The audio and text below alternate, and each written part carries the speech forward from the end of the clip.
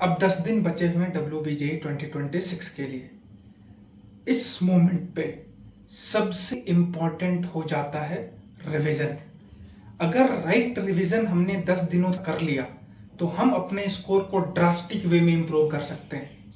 But maximum लोगों को revision करना ही नहीं आता, जिसके वजह से वो अपनी प्रिपरेशन को, एक अच्छी खासी प्रिपरेशन को एग्जाम के लास्ट के दिनों में बर्बाद करते हैं।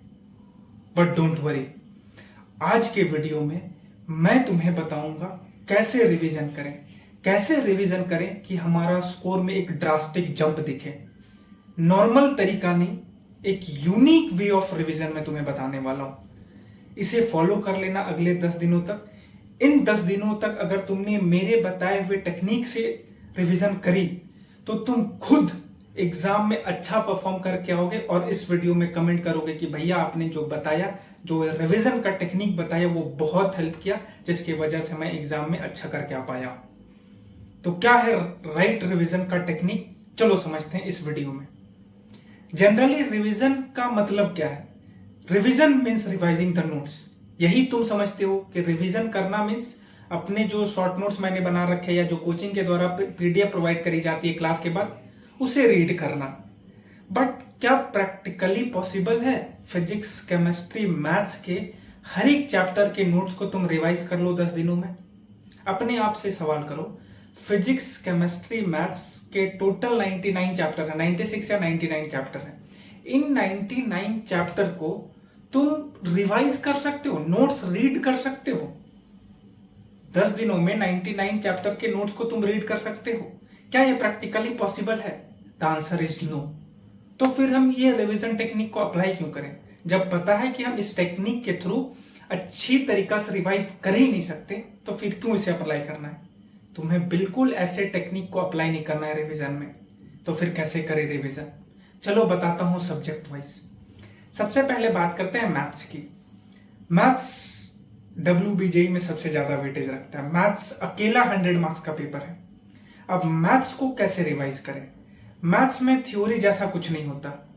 मैथ्स में अगर तुम थ्योरी रिवाइज कर रहे हो या नोट्स रिवाइज कर रहे हो तो कहीं ना कहीं तुम अपना टाइम वेस्ट कर रहे हो, जो तुम्हें एक बेहतर आउटपुट नहीं देने वाला है। तो फिर मैथ्स की रिवीजन करें कैसे? मैथ्स की रिवीजन करने के लिए हमें PYQ और फॉर्मूला को रिवाइज करना पड़ेगा। PYQ plus formula sheet, PYQ और फॉर्मूला शीट, इसे ही हमें रिवाइज करना है। अब PYQ की रिवीजन कैसे करें? लेट्स एज्यूम कि तुमने 2025 का मैथ्स का PYQ उठाया।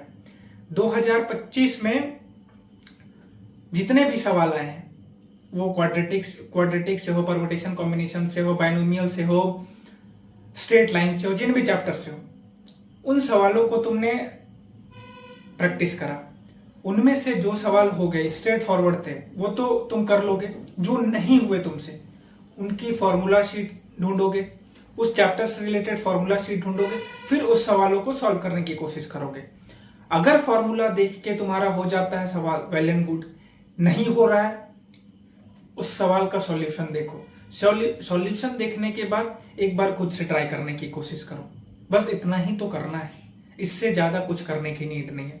PYQ और फॉर्मूला शीट दोनों को साथ लेके बैठना। अगर क्वाड्रेटिक सॉल्व कर रहे हो PYQ में तो क्वाड्रेटिक की फॉर्मूला शीट होनी चाहिए, जिससे होगा क्या, बहुत ज्यादा टाइम वेस्ट नहीं करोगे और अच्छी तरीका से तुम्हारा रिवीजन हो जाएगा।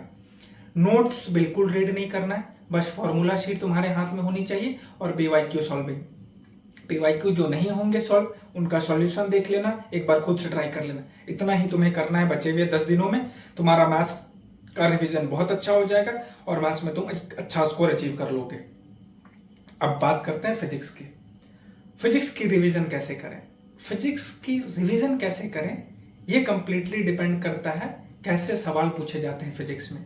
फिजिक्स में बेसिकली 2 टाइप के सवाल होते हैं, एक न्यूमेरिकल बेस्ड, एक कॉन्सेप्चुअल बेस्ड। ओवरऑल अगर पेपर को देखा जाए WBJ का तो न्यूमेरिकल बेस्ड सवाल ज्यादा आते हैं। अब न्यूमेरिकल बेस्ड सवालों को केटर करने के लिए क्या हम नोट्स की मदद लेंगे? क्या हम न्यूमेरिकल बेस्ड सवालों को सॉल्व करने के लिए नोट्स का रिवाइज करेंगे? बिल्कुल नहीं। नोट्स का रिवीजन हमें कॉन्सेप्चुअल सवालों को टैकल करने के लिए करना होता है। जैसे पीरियड मॉडर्न फिजिक्स के सवाल कॉन्सेप्चुअल भी आते हैं, न्यूमेरिकल भी आते हैं। तो मॉडर्न फिजिक्स के लिए तुम्हें नोट्स की रीडिंग करनी है, नोट्स से रिवाइज करना है। But electrostatics, magnetic effect of current हो गया, रे ऑप्टिक्स हो गया, वेव ऑप्टिक्स हो गया, इन सारे चैप्टर के लिए तुम्हें फॉर्मूला शीट रिवाइज करनी है, क्योंकि डायरेक्ट फॉर्मूला बेस्ड सवाल तुम्हें इन सारे चैप्टर से दिख रहे होंगे। तो जिन चैप्टर से डायरेक्ट फॉर्मूला बेस्ड सवाल आते हैं उनमें हम नोट्स की रीडिंग अवॉइड करेंगे, और जिन चैप्टर से कॉन्सेप्चुअल सवाल आते हैं उनमें हम केवल नोट्स की रीडिंग करेंगे, जिससे हमारा टाइम भी सेव होगा और एक इफेक्टिव वे में हमारा फिजिक्स का रिवीजन हो जाएगा। तो फिजिक्स के रिवीजन के लिए न्यूमेरिकल बेस्ड सवालों के लिए फॉर्मूला शीट, कॉन्सेप्चुअल सवालों के लिए नोट्स की रीडिंग। क्लियर है? हर एक चैप्टर के लिए नोट्स की रीडिंग हमें नहीं करनी है। क्लियर? अब आते हैं केमिस्ट्री में।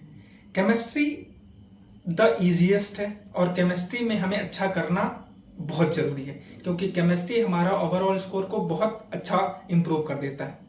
तो केमिस्ट्री के रिवीजन कैसे करें? केमिस्ट्री में 3 पार्ट्स हैं, फिजिकल, इनऑर्गेनिक, ऑर्गेनिक। तीनों का टेक्निक अलग है। Physical heavily formula based. तो फिजिकल में तुम्हें केवल फॉर्मूला शीट रिवाइज करने। फिजिकल के जितने भी चैप्टर है उनका फॉर्मूला शीट निकाल लो, तुम्हारे कोचिंग वाले ने दे रखा होगा। अगर नहीं दे रखा होगा तो मुझ तक रीच आउट करना व्हाट्सएप में, मैं तुम्हें डायरेक्ट फॉर्मूला शीट प्रोवाइड कर दूं। व्हाट्सएप का नंबर डिस्क्रिप्शन में मैंने डाल रखा है। फिजिकल में फॉर्मूला शीट रिवाइज करनी है। इनऑर्गेनिक में एनसीईआरटी रीड नहीं कर सकते हो, तो इनऑर्गेनिक में साक्षी मैम का एक line by line NCERT reading series आता है, उसे देख लेना। Line by line NCERT reading series वो देख लोगे, जितने भी इनऑर्गेनिक के सवाल आएंगे मोस्ट ऑफ द सवाल तुम WBJ में करके आ जाओगे। अगला है organic, the most important section. इसमें तुम्हें क्या करना है, जितने भी इंपॉर्टेंट रिएक्शंस है, जितने भी इंपॉर्टेंट रिएक्शन और उसके साथ साथ मैकेनिज्म की लिस्ट बनानी है। ऑलरेडी बना रखी है, बहुत अच्छी बात। नहीं बना रखी है, मुझे व्हाट्सएप करना, मैं तुम्हें नेम रिएक्शन की लिस्ट और उसके मैकेनिज्म की लिस्ट तुम्हें प्रोवाइड कर दूंगा। मैकेनिज्म और रिएक्शन की लिस्ट हमें अपने पास रखनी है और उसे हर दिन देखना। अगले 10 दिनों तक हम रिएक्शन मैकेनिज्म की लिस्ट देखेंगे। बाकी जितने भी ऑर्गेनिक के और जो सवाल है उनको तुम इजिली कर लोगे, उसमें और कुछ एक्स्ट्रा करने की नीड नहीं। मेन सवाल रिएक्शन मैकेनिज्म से आते हैं। रिएक्शन मैकेनिज्म की जो मैं शीट दूंगा उससे अगले 10 दिनों तक रिवाइज कर लेना, तुम्हारा केमिस्ट्री वेल एंड गुड हो जाएगा। ऑर्गेनिक पर्टिकुलरली बहुत अच्छा हो जाएगा।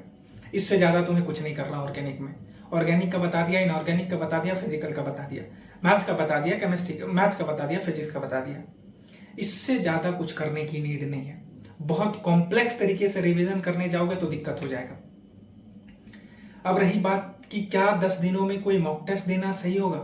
एक मॉक टेस्ट जरूर लिख लेना, बहुत ज्यादा मॉक टेस्ट की नीड नहीं है, एक मॉक टेस्ट जरूर लिखना। और वो मॉक टेस्ट अपने आप को तुम एग्जाम लाइक एनवायरनमेंट में रख के लिखना। एग्जाम का जो टाइमिंग है उसी टाइमिंग में तुम पेपर 1 लिखोगे, एग्जाम का जो टाइमिंग है उसी टाइम में पेपर 2 लिखोगे।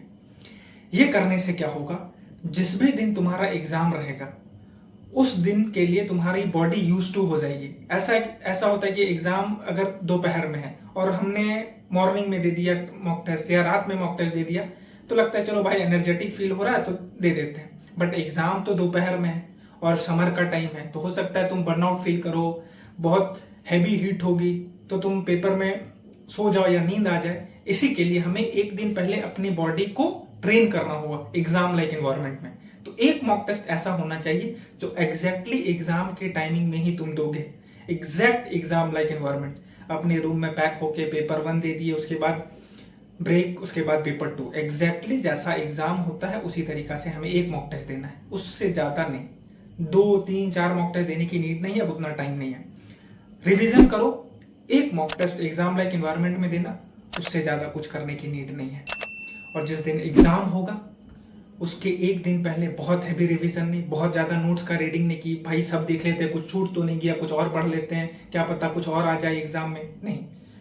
लाइट रिवीजन, इंपॉर्टेंट फॉर्मूला एक बार देख के चले जाना, दैट्स इट। उससे ज्यादा कुछ भी करने की नीड नहीं है।